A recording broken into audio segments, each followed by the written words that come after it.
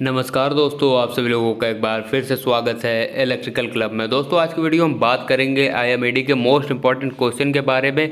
साथ ही आप लोग को ये पूरा सॉल्व पेपर का एनालिसिस भी करवाएंगे। दोस्तों आप सभी से वादा करता हूँ कि आप लोग की ये जो आईएमईडी की बैक है वो 100% क्लियर हो जाएगी आप लोग के इसी बार में। केवल आप लोग को वीडियो को लास्ट तक देखना है, एक एक चीज़ को समझना है कि आप लोग की बैक किस प्रकार से लगी है और क्या क्या कारण होते हैं और इस प्रकार से आपको इस बार का एग्ज़ाम किस प्रकार से देना है। तो दोस्तों वीडियो को लास्ट तक जरूर देखिएगा। चलिए वीडियो को स्टार्ट कर लेते हैं। तो चलिए दोस्तों सबसे पहले बात कर लेते हैं कि किस कारण से आप लोग की बैक लगती है। नंबर 1 है आप लोग के जो क्वेश्चन है, आप लोग पहले क्वेश्चन जो है गलत कर देते हैं। पहला दूसरा क्वेश्चन जो है आप लोग काट पीट देते हैं या फिर किसी कारण से उसका आंसर गलत लिख देते हैं, जिसके कारण एग्जामिनर पर एक बुरा प्रभाव पड़ता है, गलत इफेक्ट पड़ता है, जिसके कारण वो नंबर जो है आपके धीरे धीरे काटना शुरू कर देता है पहले से। फिर आपने तीसरा चौथा यदि सही भी लिखा है तो भी वो एक एक चेक करेगा और उसमें भी आपके 2 से 2.5 नंबर काट लेता है। तो आपको एग्जामिनर के ऊपर एक अच्छा इफेक्ट डालना है, एक अच्छा प्रभाव डालना है, जिससे वो शुरू में आप लोगों की कॉपी इस प्रकार से लिखी होनी चाहिए कि आपको ज़्यादा नंबर दे।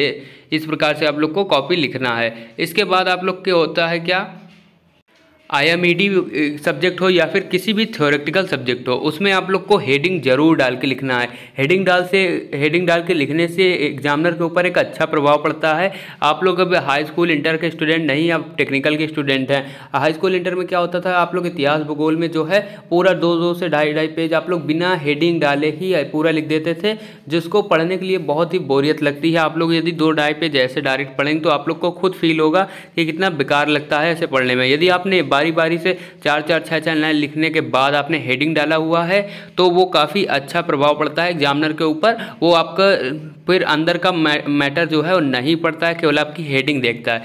तो आपको कैसे लिखना है आप लोग को बता देंगे, परेशान होने की कोई ज़रूरत नहीं है। और नेक्स्ट आप लोग को बता दें कि जो आप लोग कॉपी फिलअप करते हैं, मान लीजिए सबसे पहले आपको कॉपी मिलती है, उस पर जब आप लोग सबसे ऊपर अपना रोल नंबर शब्दों में अंकों में डालते हैं, इसके बाद वहाँ पर आपको भरना होता है diploma in electrical engineering, diploma in mechanical engineering, वो आपको भरना है। हिंदी इंग्लिश किसी में भी आप भर सकते हैं। वहाँ पर आप लोग सही से एकदम अच्छे से सब कुछ पढ़ के एक एक चीज़ भरा करिए, क्योंकि वहाँ पर भी एग्जामिनर यदि आपका सब्जेक्ट नहीं लिखा हुआ है, कोई चीज़ नहीं लिखी हुई है, तो उस कारण से भी आप लोग की बैक लग जाती है। इसके बाद आ जाती है बात राइटिंग की। तो राइटिंग की बात एग्जामिनर इतना गौर नहीं करता है। मान लीजिए कहीं कहीं पर राइटिंग का बहुत ज़्यादा मायने रखती है, लेकिन आप लोग एग्जाम पे जब लिखें तो राइटिंग का ज़्यादा वो ना करें, केवल आप लोग साफ़ सफाई से अच्छे से हेडिंग डाल के लिखें, आप लोग को नंबर पूरे मिलेंगे। तो दोस्तों ये सारे तो हो गए आपके बैक लगने के कारण। अब बात कर लेते हैं इसके निवारण की, किस प्रकार से आप अपनी बैक क्लियर करेंगे। सबसे पहले आप लोग को क्या करना है, जो क्वेश्चन आता हो, मान लीजिए किसी भी प्रकार का क्वेश्चन हो, वो लास्ट का हो, बीच का हो या पहले का हो, लेकिन आपको पूरी तरह से अच्छे से आना चाहिए। वो क्वेश्चन आप लोग सबसे पहले कीजिएगा, क्योंकि उससे एग्जामिनर के ऊपर अच्छा प्रभाव पड़ता है। और आप लोग का देखेगा पहला क्वेश्चन बहुत साफ़ सुथरा और आपने अच्छे से हेडिंग डाल के बाकायदा लिखा हुआ है, तो उसमें आप लोग को 4.5-5 नंबर मिल जाएंगे। लेकिन एग्जामिनर के माइंड सेट एक ऐसा हो जाए कि लड़के ने हाँ पढ़ा लिखा हुआ है और अच्छा लिखा हुआ है, तो दूसरा क्वेश्चन में यदि आपने थोड़ा बहुत गलत भी लिखा है तो भी आपको पूरे नंबर मिल जाते हैं। तो इस प्रकार से आप लोग को करना है। कोई भी क्वेश्चन आए आप लोग ये करिएगा कि अच्छे से उसको पहले लिखिएगा, फिर इसके बाद जो जिस प्रकार से आपको आते जाए, लेकिन क्वेश्चन नंबर आप लोग को लिखना है। चलिए बता देते हैं किस प्रकार से लिखना है आप लोग को। तो देखिए यहाँ पर आप लोग को कॉपी मिलती है। कॉपी की आप लोग ऊपर साइड और साइड में आप लोग लाइन ज़रूर खींच लीजिएगा, उससे आप लोग का जो है कॉपी भी ज़्यादा पेज ज़्यादा भर जाते हैं, क्योंकि आपने ज़्यादा एरिया कवर कर लेते हैं। उसके बाद उसके अलावा इसका ये रीज़न होता है कि आप लोग क्वेश्चन आंसर जो है साइड में डाल सकते हैं, नंबर वगैरह। तो जैसे हमने यहाँ पर लिखा क्वेश्चन नंबर 4 का आ, हमें सबसे पहले ये आ रहा है, तो हमने इसको लिखा और साइड में उसका आंसर लिखा। अब आंसर के आगे हम लोग हेडिंग डालेंगे, जो भी टॉपिक होएगा उसके बारे में हम लोग इसको अच्छे से लिखेंगे। तो ये इस प्रकार से आप लोग अपना लिख सकते हैं। तो चलिए अब बात कर लेते हैं मोस्ट इंपॉर्टेंट क्वेश्चन की। आपके ये 20 से 25 मोस्ट इंपॉर्टेंट क्वेश्चन जो है हमने छांट कर आपके लिए बना दिया है, और आप लोग ये पूरे आप लोग तैयार कर लीजिएगा। आप लोग की बैक जो है 100% क्लियर हो जाएगी। अभी आप लोग को जो 2019 का पेपर दिखा रहे थे, आप लोग को वो भी दिखाएंगे, और उसमें मोस्ट इंपॉर्टेंट क्वेश्चन जो है उसमें भी आएंगे, 2018 में भी, 2017 में। तो हमने 10 साल का पूरा रिकवर करके आप लोग को ये पेपर बनाया है, ये मोस्ट इंपॉर्टेंट क्वेश्चन छाटा है। तो आप लोग क्या करिएगा, आप लोग यदि यदि आप लोग को वो क्वेश्चन बैंक नहीं मिलती है तो मत लीजिएगा, अपनी नोट्स ज़रूर बनाइएगा। इसके अलावा आप लोग सरल आती है, सरल या फिर सरन या फिर सॉल्व पेपर जिसे बोलते हैं, वो आप लोग 30 से 35 रुपये की मिलती है, तो वो ज़रूर ले लीजिएगा, क्योंकि उसमें 10 से 15 साल के पेपर जो हैं वो बार बार रिपीट हुए क्वेश्चन आपके उनसे मिल सकते हैं। तो आप लोग वो 1-2 पेपर ज़रूर पूरे तैयार कर लीजिएगा, तो आप लोग के आराम से पास होने के चांसेस बढ़ जाएंगे। तो अब बात कर लेते हैं मोस्ट इंपॉर्टेंट क्वेश्चन की। जितनी चीज़ आप लोग को बताते जा रहे हैं ये एकदम आप लोग को फॉलो करना ही है। यदि आप कहीं भी मिस्टेक करेंगे तो आपकी हो सकता है फिर से बैक लग जाए, और वो बैक जो है स्पेशल बैक बन जाए, यानी कि आप लोग को डिप्लोमा फिर नहीं मिलेगा जब तक आप वो बैक क्लियर नहीं करेंगे। 6 सेमेस्टर के बाद यदि आपने बैक आपकी फिर भी लगी रही किसी भी सब्जेक्ट में, तो उसे बोलते हैं हम लोग स्पेशल बैक। चलिए देख लेते हैं पहला क्वेश्चन क्या है।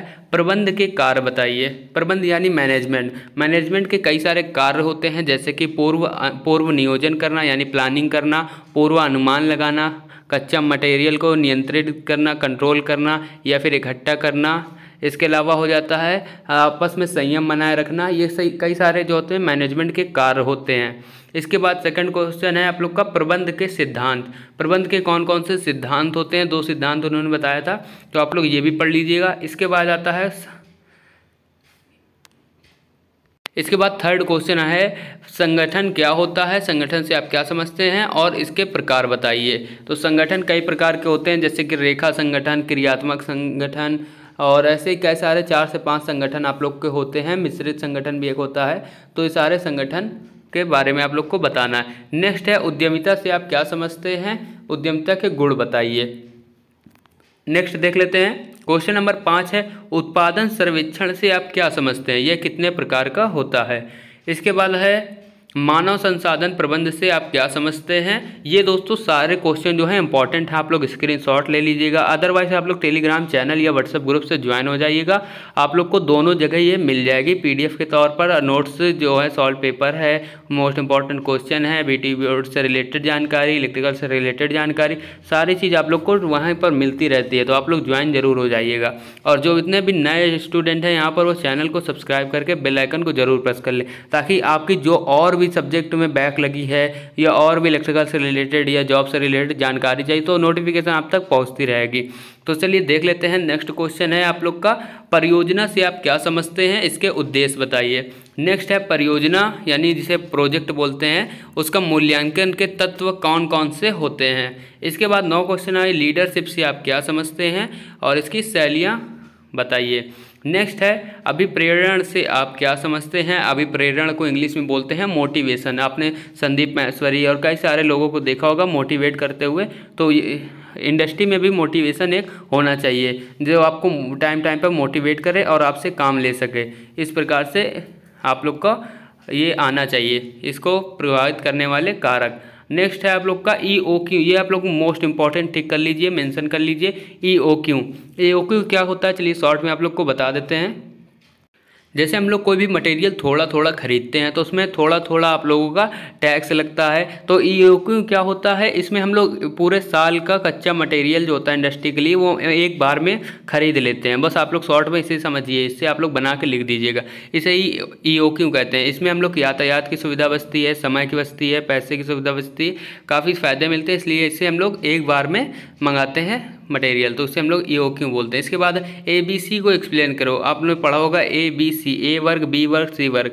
तो इसे चार्ट के माध्यम से और इसके बारे में कि A में हम लोग महंगे का पार्ट रखते हैं, B में कम महंगे और C में सस्ते। नेक्स्ट है सामग्री से आप क्या समझते हैं, इसके प्रकार बताइए।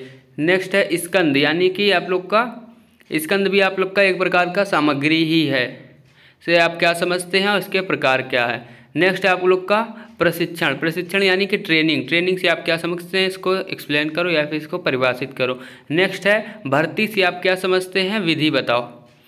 नेक्स्ट है आप लोग का चयन से आप क्या समझते हैं। इसके बाद आ जाता है आप लोग कई बार ऐसा हो जाता है कि भर्ती और चयन में अंतर हो जाता है। GST और वैट में, GST जो होता है थोड़े थोड़े में, जैसे आपको सामान खरीदते हैं तो टैक्स लगता रहता है। वैट में क्या होता है, एक बार में आपका टैक्स लग जाता है। GST का फुल फॉर्म, वैट का फुल फॉर्म, सारा कुछ आप लोग याद करके रखिएगा। नेक्स्ट है विज्ञापन से आप क्या समझते हैं और इसके कितने प्रकार होते हैं। नेक्स्ट है बाजार कितने प्रकार की होती है। इसके बाद है विपणन कितने प्रकार के होते हैं, इनके बारे में लिखो। और इसके बाद आ जाता है क्वेश्चन नंबर 21, ट्रेडमार्क, पेटेंट और टीक्यूएम। ये आप लोग के 2-2, 3-3 नंबर के लास्ट में आता है, इनमें टिप्पणी लिखना होता है। ट्रेडमार्क क्या होती है, जैसे आपने टाटा का लोगो देखा होगा, ऑडी का लोगो देखा होगा। इसके बाद कई सारे जैसे हम लोग फॉन्ट देखते हैं, तो ये सब आप लोग का किस में आता है, ट्रेडमार्क में आता है। इसके बाद पेटेंट होता है, जो हम लोग पेटेंट किसी चीज़ का खरीद लेते हैं, वो दूसरा व्यक्ति वो कार्य नहीं कर सकता, इसलिए हम लोग पेटेंट खरीद लेते हैं। इसके बाद है टीक्यूएम, टोटल क्वालिटी मैनेजमेंट। तो ये सारे आप लोग को टिप्पणी लिखने का आता है। इसके बाद है जीएसटी लिखो, और लास्ट में आता है एमएसएमई और एनएसआईसी के बारे में लिखो। तो ये सारे बैंक हैं छोटे, जो छोटे इंडस्ट्री को लोन देते हैं। तो ये सारे क्वेश्चन मोस्ट इंपॉर्टेंट, आप लोग ये बिल्कुल तैयार करके रखिएगा। तो जो अभी आप लोग को सॉल्व पेपर दिखा रहे थे, वो सॉल्व पेपर आप लोग को हम भेज देंगे दोनों जगहों पर, व्हाट्सएप पे, टेलीग्राम पे। तो आप लोग दोनों से मिला लीजिएगा, उसमें कई सारे क्वेश्चन इससे रिलेटेड होंगे जो कई बार एग्जाम में पूछे गए हैं। तो ये क्वेश्चन आप लोग को तैयार कर लेना है। दोस्तों वीडियो कैसी लगी हमें कमेंट करके ज़रूर बताएँ। अपने दोस्तों के साथ ये वीडियो ज़रूर शेयर करें, और चैनल पर पहली बार है तो चैनल को सब्सक्राइब करके बेल आइकन को प्रेस कर लें। दोस्तों मिलते हैं नेक्स्ट वीडियो में, तब तक के लिए जय हिंद।